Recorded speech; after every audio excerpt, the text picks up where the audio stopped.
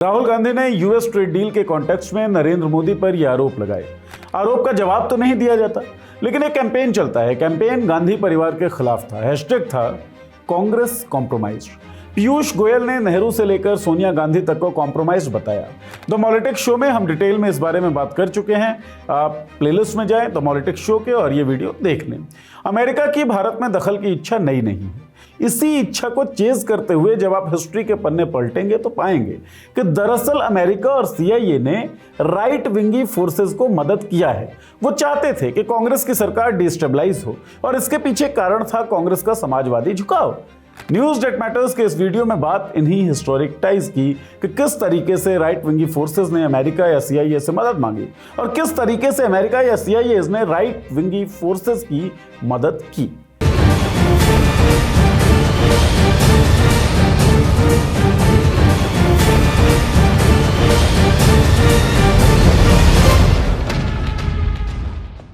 नमस्कार, मैं हूं नीरज और आप देख रहे हैं पॉलिटिक्स।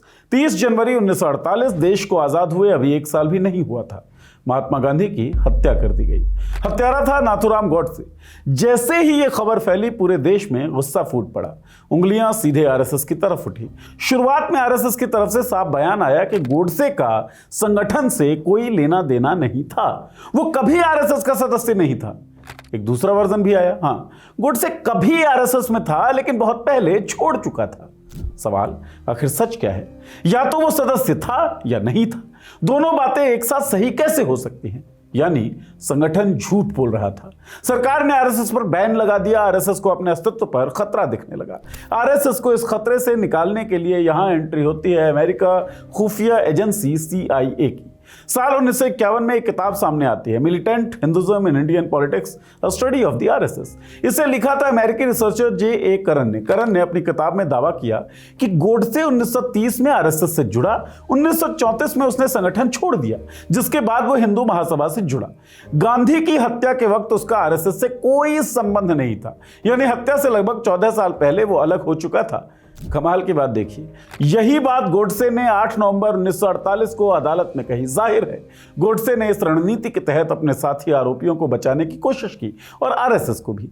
यही वजह थी करन की यह किताब आरएसएस के लिए किसी वरदान से कम नहीं थी। इसमें संगठन को यह कहने का अधिकार मिल गया या आधार मिल गया कि देखिए, हत्या के समय गॉडसे हमारा सदस्य नहीं था। किताब ने गॉडसे और आरएसएस के नाम के बीच जो सीधा रिश्ता बन गया था उसे तोड़ने का काम किया, जिसकी कोशिश आरएसएस लगातार कर रही थी। अब सवाल है कि आखिर ये जे करन थे कौन और क्या सच में वो आरएसएस की मदद कर रहे थे? इसे समझने के लिए हमें कहानी में 1.5 दशक यानी कि 15 साल आगे बढ़ना पड़ेगा। साल 1967 सीआईए का एक एजेंट जॉन डी स्मिथ, जो भारत में यूएस एम्बेसी में डिप्लॉयड था, सीआईए से डिफेक्ट करके सोवियत संघ भाग जाता है। यहां खुलासे करता है कि जे करन कोई रिसर्चर नहीं बल्कि सीआईए का एजेंट था। स्मिथ के मुताबिक करन कई सालों से भारत में एक्टिव था। अमेरिकी दूतावास के पॉलिटिकल ग्रुप से जुड़ा हुआ था और उसकी सीधी पहुंच उस दौर के सीआईए हेड एलन डलेस तक थी। स्मिथ यहां तक कहता है कि उसकी पत्नी भी करन के अधीन काम करती थी। अब जरा सोचिए, जिस व्यक्ति की किताब ने आरएसएस को गॉडसे की छवि से अलग दिखाने में सबसे अहम भूमिका निभाई, वही व्यक्ति अगर सीआईए से जुड़ा निकले तो सवाल उठना तो लाजिमी है। क्या करन ने जानबूझकर इतिहास को इस तरीके से पेश किया जिससे आरएसएस को फायदा हो? क्या यह सिर्फ संयोग था कि उसकी किताब ने यही बात दोहराई जो आरएसएस खुद दुनिया को समझाना चाह रहा था? और क्या आरएसएस नेतृत्व को इस बात की जानकारी थी कि करन अमेरिकी खुफिया एजेंसी से जुड़ा है? और क्या ये फैक्ट्स सही थे? करन की किताब में जो गॉडसे को लेकर दावे किए गए, उनकी पोल खुलती है आर्काइव रिकॉर्ड से। जब गॉडसे की पूछताछ के दस्तावेज और नागपुर मुख्यालय से जब्त कागजात के आर्काइव रिकॉर्ड सामने आए तो तस्वीर करन की किताब से बिल्कुल उल्टी दिखी। रिकॉर्ड बताते हैं कि गॉडसे 1934 में आरएसएस में शामिल हुआ, 1949 में अपनी फांसी तक संगठन से जुड़ा रहा। यानी वो हिंदू महासभा में शामिल होने के बाद भी आरएसएस से अलग नहीं हुआ था, जिसका दावा पहले आरएसएस कर रही थी, उसके बाद करन की किताब। ये नैरेटिव कि आरएसएस और हिंदू महासभा 1930 के दशक के आखिर से ही पूरी तरह अलग थे, कोई ओवरलैप नहीं था, गलत था। हिंदू महासभा और आरएसएस संगठनों के बीच लंबे समय तक गहरा रिश्ता रहा। कई लोग दोनों ही संस्थानों में साथ साथ सक्रिय थे। खुद हेडगेवार 1926 से 31 तक हिंदू महासभा के सचिव रहे। बीएस मुंजे जैसे नेता आरएसएस के संरक्षक माने जाते थे। गणेश सावरकर आरएसएस के शुरुआती गठन में अहम भूमिका निभाते हैं, लेकिन करन की किताब में इन सब का जिक्र या तो बहुत हल्का है या बिल्कुल नहीं। यहां एक पैटर्न दिखता है। पहले गोडसे की सदस्यता को सीमित दिखाया गया, फिर आरएसएस और हिंदू महासभा को अलग अलग खानों में बांटने की कोशिश हुई, और फिर हेडगेवार को एक ऐसे देशभक्त के रूप में पेश किया गया जो ब्रिटिश राज के खिलाफ समर्पित थे। जबकि रिकॉर्ड बताते हैं कि 1930 के सविनय अवज्ञा आंदोलन के समय आरएसएस ने आधिकारिक तौर पर दूरी बनाए रखी। हेडगेवार ने सदस्यों को व्यक्तिगत तौर पर आंदोलन में जाने की छूट दी, लेकिन संगठन को दूर रखा। यहां तक कि 1935 में एक रिपोर्ट में उनके हवाले से ब्रिटिश शासन को प्रोविडेंस यानी ईश्वरीय व्यवस्था बताया गया। दूसरा, करन ने अपनी किताब में इस बात का सोर्स नहीं दिया कि गोडसे 1934 में आरएसएस छोड़ चुका था, जबकि किताब के बाकी हिस्सों में वो अक्सर सोर्सेस दे रहा था। जब करन ने यह किताब लिखी तो आरएसएस के नेतृत्व की तरफ उसे असाधारण पहुंच दी गई। उस समय के सरसंघचालक एमएस गोलवलकर और संगठन के अन्य नेताओं ने उन्हें खुलकर इंटरव्यूज दिए, गतिविधियों को देखने दिया, सवाल पूछने का मौका दिया। खुद करन ने अपनी किताब की प्रस्तावना में लिखा कि आरएसएस सदस्यों की मदद का वो जितना शुक्रिया अदा करे कम है। सवाल उठता है, आखिर इतनी खुली पहुंच कैसे दे दी गई? आरएसएस आमतौर पर बहुत बाहरी शोधकर्ताओं के लिए इतना सहज नहीं रहा। स्मिथ ने अपने बयान में यह भी कहा, सीआईए भारत की राजनीति, मीडिया और यहां तक कि सेना में भी पैठ बनाने की कोशिश कर रही थी। ऐसे में उसका आरएसएस की मदद करना क्या इस बात का संकेत है कि आरएसएस और सीआईए के बीच ये डील हुई हो कि जब फ्यूचर में वो कभी मजबूत होगा, सत्ता में उसकी पकड़ होगी, तो सीआईए को उसका बदला देगा? अगर हम कोल्ड वॉर के कॉन्टेक्स्ट को देखें तो तस्वीर और साफ होती है।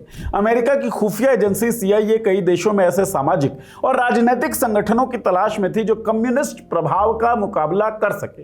भारत नया नया आजाद हुआ था और यहां समाजवादी और वामपंथी राजनीति मजबूत थी। ऐसे में एक ऐसा संगठन जो राष्ट्रवाद की भाषा बोलता हो, मौजूदा राष्ट्रवाद की बात मैं कर रहा हूं, और वामपंथ के खिलाफ हो, स्वाभाविक रूप से अमेरिका के नजर में आना ही था। वो आया भी। कहानी सिर्फ सीआईए एजेंट जे करन की किताब तक सीमित नहीं है। इससे आगे भी सीआईए के कनेक्शन राइट विंग पार्टियों और संगठनों से दिखते हैं। 13 जून 1967 को न्यूयॉर्क टाइम्स में एक रिपोर्ट छपती है जिसमें दावा किया जाता है कि भारत में अमेरिकी खुफिया एजेंसी सीआईए ने 1967 के आम चुनाव से पहले राइट विंग पार्टियों और कुछ उम्मीदवारों को फंडिंग की थी। रिपोर्ट के मुताबिक भारतीय सरकारी जांच जिसे इंटेलिजेंस ब्यूरो ने किया था, इस नतीजे पर पहुंची कि भारतीय जनसंघ और स्वतंत्र पार्टी अमेरिकी पैसों के प्रमुख लाभार्थी थे। रकम कितनी थी?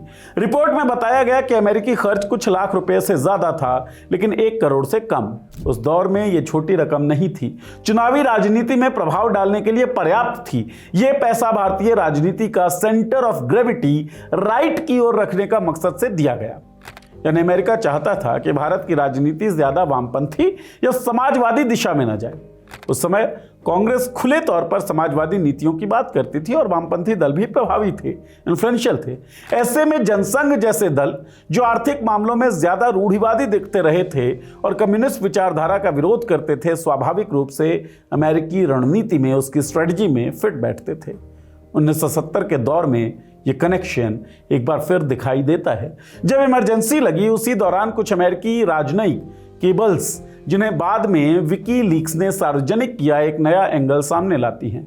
इन केबल्स के मुताबिक जॉर्ज फर्नांडिस को उस समय इमरजेंसी के खिलाफ भूमिगत आंदोलन चला रहे थे जो, और बाद में बड़ौदा डायनामाइट केस में आरोपी बने, उन्होंने कथित तौर पर सीआईए से फंडिंग लेने की बात कही। नवंबर 1975 के एक अमेरिकी दूतावास की केबल में दर्ज है कि फर्नांडिस ने पहले फ्रांस से मदद मांगने की कोशिश की। जब वहां से कोई सहमति नहीं मिली तो उन्होंने पूछा कि क्या उन्हें सीआईए से कांटेक्ट कराया जा सकता है। अमेरिकी रिकॉर्ड के मुताबिक अमेरिकी अधिकारियों ने इस मुलाकात से दूरी बनाए रखी। केवल में लिखा गया कि मीटिंग की कोई संभावना नहीं है। यानी आधिकारिक तौर पर अमेरिका ने खुद को इस सीधे कॉन्टेस्ट से अलग दिखाया। लेकिन यह तथ्य कि इमरजेंसी के खिलाफ लड़ रहे एक बड़े नेता ने CIA से कांटेक्ट की बात उठाई अपने आप में बहुत बड़ा संकेत है।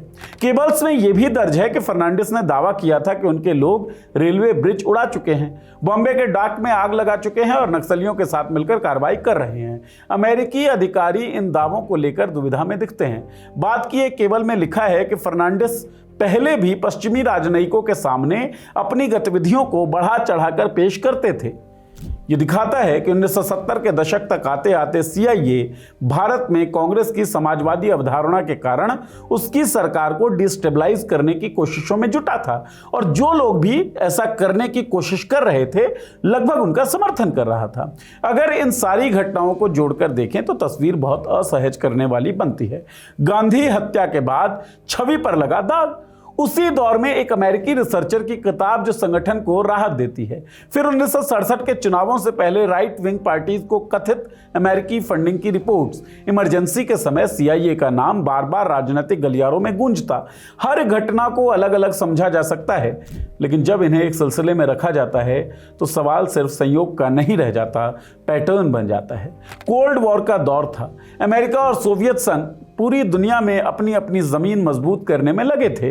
भारत भले ही गुटनिरपेक्ष था, लेकिन अंदरूनी राजनीति में समाजवादी और वामपंथी प्रभाव मजबूत था। ऐसे में अमेरिका के लिए यह रणनीतिक तौर पर अहम था कि भारत में ऐसे संगठन और पार्टीज मजबूत रहें जो कम्युनिस्ट प्रभाव का संतुलन बना सकें, और जहां RSS तथा उससे जुड़े राजनीतिक मंच स्वाभाविक विकल्प, नेचुरल चॉइस की तरह दिखते हैं। वैचारिक तौर पर वामपंथ के विरोधी, राष्ट्रवाद की भाषा बोलने वाले।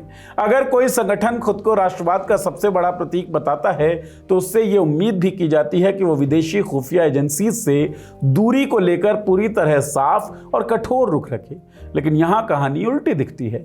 एक तरफ विदेशी ताकतों के खिलाफ आक्रामक राष्ट्रवाद की भाषा, दूसरी तरफ उसी दौर में अमेरिकी एजेंसीज के साथ संभावित रिश्तों की परतें।